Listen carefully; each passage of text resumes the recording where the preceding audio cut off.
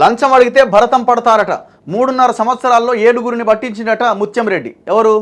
మొన్న ఇప్పుడు ఆయన భూపాలరెడ్డిని పట్టించిన ముత్యంరెడ్డి 3.5 సంవత్సరాల్లో 7గురిని పట్టించిందట. ఎవరి ముత్యంరెడ్డి? లంచం అడిగితే భరతం పడతారు. 3.5 సంవత్సరాల్లో 7గురిని అవినీతి నిరోధక శాఖకు పట్టించిన ముత్యంరెడ్డి.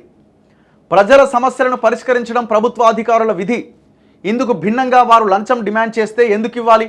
ఇలాంటి వారిని అవినీతి నిరోధక శాఖ అధికారులకు పట్టిస్తే భవిష్యత్తులో లంచం తీసుకునే అధికారులకు భయం ఉంటుంది అంటారు జక్కిడి ముత్యంరెడ్డి. రంగారెడ్డి జిల్లా అదనపు కలెక్టర్ భూపాలరెడ్డిని ఆయన సోమవారం రాత్రి అవినీతి నిరోధక శాఖకు పట్టించారు.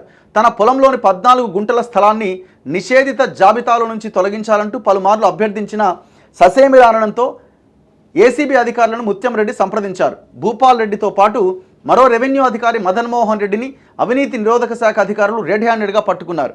రంగారెడ్డి జిల్లా బాలాపూర్ మండలం గుర్రంగూడకు చెందిన ముత్యంరెడ్డి గతంలో కూడా పలువురు ప్రభుత్వ అధికారులు ప్రజాప్రతినిధులను ఏసీబీకి పట్టించినట. ఆయన ఫిర్యాదులతో 3.5 సంవత్సరాల్లో 7గురు అరెస్ట్ అయ్యారట. జనవరి 29, 2021 మహేశ్వరం మండలం మాన్సాన్పల్లిలో హెచ్ఎండిఏ అనుమతితో ముత్యంరెడ్డి ఒక లేఅవుట్ వేసుకుంటుండగా గ్రామ సర్పంచ్ భర్త రమేష్, ఉప సర్పంచ్ బి నరసింహానాయకులు డబ్బులు డిమాండ్ చేసిరట.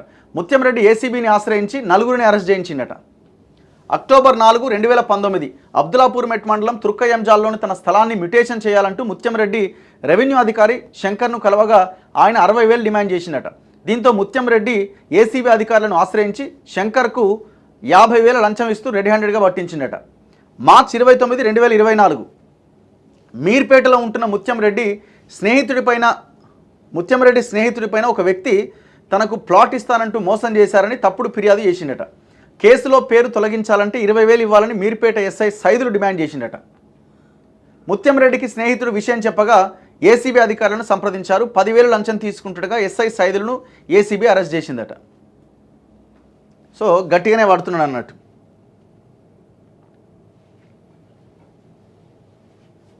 అసలు మీరు చూడండి, ఎక్కడైతే రియల్ ఎస్టేట్ బలంగా ఉంటుందో అక్కడ ఈ అధికారులకు అసలు చెప్పు చేతల్లోనే ఉండరు.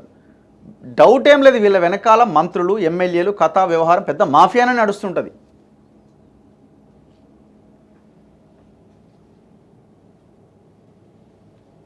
వాడికి ఏముందండి? ఇప్పుడు ఆ భూపాలరెడ్డికో ఇంకెవడికి ఉద్యోగం పోతే ఏముంది?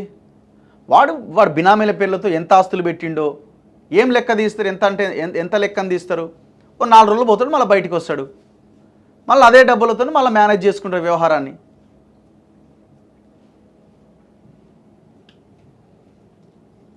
నిన్న మొన్న ఎవరో చెప్తున్నారు, ఏడా బీబీ నగర్ దగ్గర సర్వే నెంబర్ ఏదో 56, 59 గతంలో నార్నే ఎస్టేట్ వాళ్ళదే ఉండనంట. వాళ్ళు ఏదో మ్యూటేషన్ చేసుకోకపోతేనే ఇంకేదో 120 ఎకరాలు లేపుతున్నట్టు ఒక మంత్రి, మరి నల్గొండ మంత్రి 150 ఎకరాలేమో సర్వే నెంబర్ 56, 59 ఏదో చెప్తున్నారు బీబీ నగర్ దగ్గర.